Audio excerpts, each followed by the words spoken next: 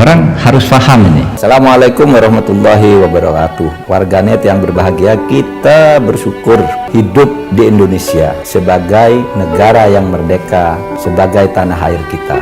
Mari cintai tanah air kita ini agar kita bisa melaksanakan perintah Allah dengan sebaik-baiknya. Dengan tingkat kepuasan yang akan sampai 82,2%, banyak yang meyakini, analis politik satu suara mengatakan bahwa Jokowi adalah Kingmaker 2024. Survei Indometer, Jokowi tak ingin legasinya dirusak oleh sosok yang tidak dapat dipercayai. Hasil riset lembaga survei Indometer menunjukkan kepuasan publik terhadap kinerja pemerintahan Presiden Joko Widodo mencapai 81,4%, dengan 9,6% diantaranya menyatakan sangat puas. Di tengah tingginya tingkat kepuasan publik yang menembus 81,4%, Jokowi menjadi faktor penentu dalam Pilpres 2024. Tetap tingginya tingkat kepuasan publik, bahkan mencapai rekor tertinggi di atas 80%, merupakan fenomena yang baru terjadi pada masa Jokowi. Pada pemerintahan sebelumnya, ketika masa jabatan 2 periode akan berakhir, hanya separuh yang merasa puas. Berbeda dengan para pendahulunya, Jokowi tidak bersikap diam dan berpangku tangan dalam kontestasi untuk memilih pemimpin nasional berikutnya. Jokowi mendorong sejumlah tokoh untuk maju, baik sebagai calon presiden maupun calon wakil presiden. Jokowi tidak ingin legasi pembangunan yang telah diletakkannya dirusak oleh sosok yang tidak dapat dipercayainya, bahwa para bakal calon presiden maupun bakal calon wakil presiden yang ingin berlaga pun harus memperhitungkan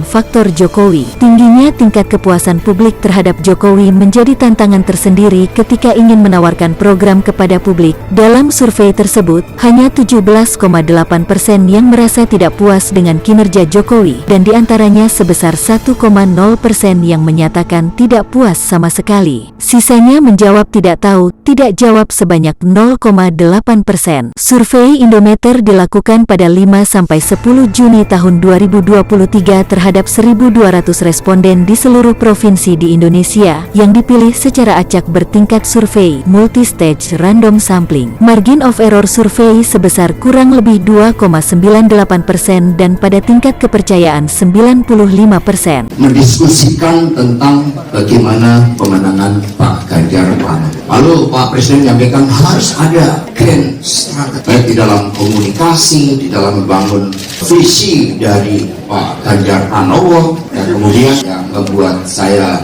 penuh semangat setelah bertemu Presiden karena beliau menugaskan tim komunikasinya yang dikenal sangat handal dan piawai dan betul-betul memahami bagaimana kepemimpinan Pak Jokowi, dan sekarang sudah selama 1 bulan penuh ini memahami bagaimana kepemimpinan Pak Ganjar Pranowo, dan ternyata kepemimpinan Pak Jokowi dan Pak Ganjar Pranowo adalah satu nafas kepemimpinan untuk Indonesia maju.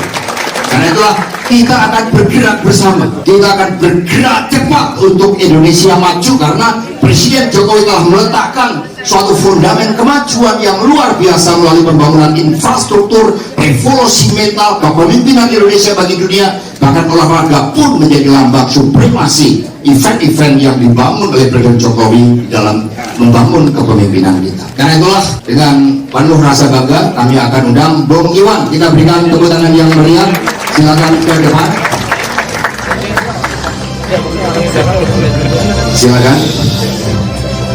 Jadi Bung Iwan, sengaja ini kursi 3 ini kosong karena ini mewakili Bung Karno, ini mewakili Bu Mega, Pak Jokowi, Mas Ganjar Pranowo, ada 4. Jadi mohon maaf Mas Iwan, nanti mohon menyampaikan pemaparan.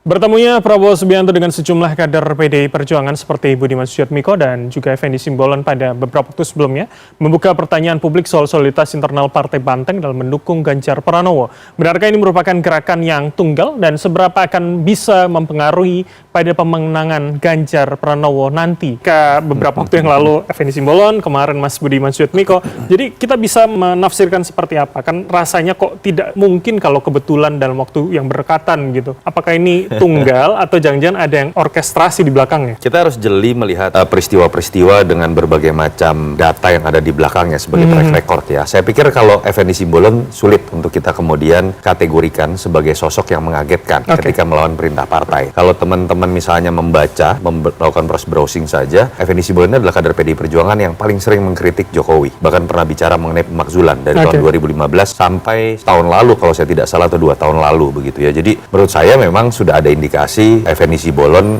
tidak menjadi bagian dari kader yang tegak lurus ke partai. Spekulasinya bisa macam-macam. Ada yang pernah mengatakan sudah 4 kali jadi anggota DPR, sementara ada aturan dari PDI Perjuangan 5 kali itu tidak boleh lebih lagi gitu ya. Artinya mungkin saja ada upaya kalau mau ada spekulasi mencari jalan keluar pindah ke partai lain sehingga kemudian bisa lebih lama lagi jadi anggota DPR. We don't know. Tapi ada track record yang menurut saya tidak mengagetkan. Effendi Simbolon ini orang yang paling sering bahkan mengkritik Jokowi. Di sisi lain, Mas Budiman itu menurut saya memang yang lebih memiliki makna ya. Kenapa? Karena ya Budiman Sujatmiko tokoh yang disebut progresif dalam konteks PDI Perjuangan. Dia bukan tokoh yang dianggap hanya patuh begitu saja. Kecenderungannya misalnya harusnya dianggap dia bersama Adian Apitupulu atau Mas Ganjar, tokoh-tokoh yang bisa dikatakan punya latar belakang sama sebagai aktivis, harusnya saling bahu-membahu gitu kan. Ya. Dan kalau kita lihat kemarin hadir di Kertanegara ada template dan pola yang sama dari bagaimana cara membuat konvers, di blow up di media sampai ada kehadiran Pak Hasim. Ini mirip sekali dengan kejadian Noel. Oke, baik. Dari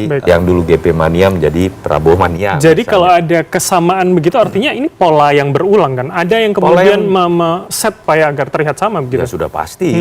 Yang men-set ya hanya bisa tuan rumah dong. Tapi kan tidak mungkin undangan artinya. Kan ya, artinya dari kita pihak. tidak tahu, tetapi apapun itu, andai kata pun ini sebuah settingan dari Gerindra atau Pak Prabowo, ya sebuah keberhasilan mereka menarik hatinya Budiman, yang akhirnya harus berhadapan-hadapan dengan sebagian persepsi yang mengatakan dia berkhianat. Karena terlalu banyak track record dari Mas Budiman, jejak digital yang jelas memposisikan diri Pak Prabowo ini bukan sosok baik seperti yang dia bicarakan. Dan Anda salah satu yang men-tweet kemarin ya beberapa. Betul, karena saya hanya berbicara mengenai fakta-fakta, dan ketika ada sebuah keputusan besar, apalagi Mas Budiman ini salah satu role model ya buat teman-teman aktivis, mungkin termasuk saya, yang menurut saya harus menjelaskan ketika ada sebuah perubahan besar. Dan ini bukan tentang berbicara mengenai sekedar Ganjar atau Prabowo, tidak. Ini ada berbicara mengenai pertanggungjawaban sejarah dari Mas Budiman mengenai bagaimana dia mempersepsikan sebuah kasus penculikan yang terjadi pada masa Orde Baru. Pun itu akhirnya digarisbawahi begitu ya pada saat konferensi kemarin. Mas Eva, ini menarik. Apakah kemudian kita bisa, publik tentunya, bisa memaknai ini hanya sebagai gerakan persorangan, individual, sporadis begitu, tapi apakah kemudian ini gambaran kecil dari apa yang terjadi di internal PDIP dan juga pendukung Ganjar? Kalau kita coba baca, kita kan tinggal membaca data berdasarkan cross tabulasi pemilih partai terhadap pilihan presidennya ya. Kalau kita lihat sebenarnya masalah di PDI Perjuangan bukan soliditas dalam pilihan terhadap Ganjar. Soliditas pilihan terhadap Ganjar sudah diangkat di atas 80%. Sama dan berimbang dengan soliditas pemilih Gerindra ketika memilih Pak Prabowo.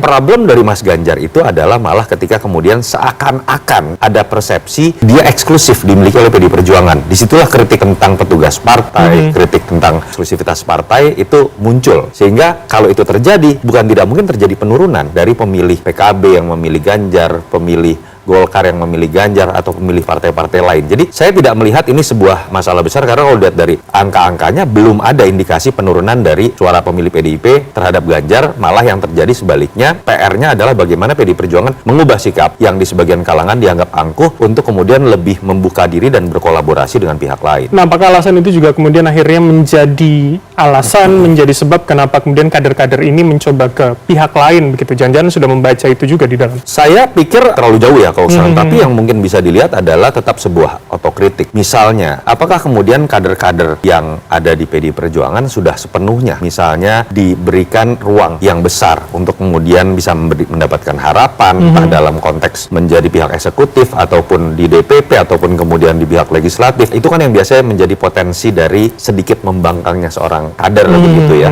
Dan kalau kita lihat harus diakui, Pak Prabowo dan Gerindra saat ini berusaha membuka seluas-luasnya, walaupun kemudian dilihat dari dua kacamata gitu ya. Ada yang melihat ini sebagai sebuah keluasan, ada juga yang melihat ini kok berlebihan seperti upaya menjilat Jokowi. Tapi apapun itu, tangannya seperti sangat terbuka kemudian untuk menampung semua pihak. Pun dari PDIP terlepas kita tidak tahu ada transaksi atau tidak di belakangnya, tetapi dalam sebuah kampanye maknanya itu yang paling utama kan adalah memenangkan hati dan membangun jaringan seluas-luasnya. Dan itu yang menurut saya harus jadi otokritik buat teman-teman PDI Perjuangan, yang suka atau tidak dianggap oleh sebagian kalangan cenderung lebih eksklusif, lebih tertutup, dan agak terasa terlalu selektif dalam membangun hubungan dengan pihak-pihak lain termasuk partai lain. Selektif dalam memilih siapa yang akan muncul di publik misalkan, atau ada yang di belakang barisan yang dekat dengan Ganjar misalkan. Pada akhirnya kan harus disadari oleh PDI Perjuangan bahwa memenangkan pileg rumusnya berbeda dengan memenangkan pilpres. Memenangkan pileg cukup dengan bagaimana menjaga konsistensi sikap terhadap nilai-nilai yang mereka yakini, dan terbukti PDI Perjuangan menang dengan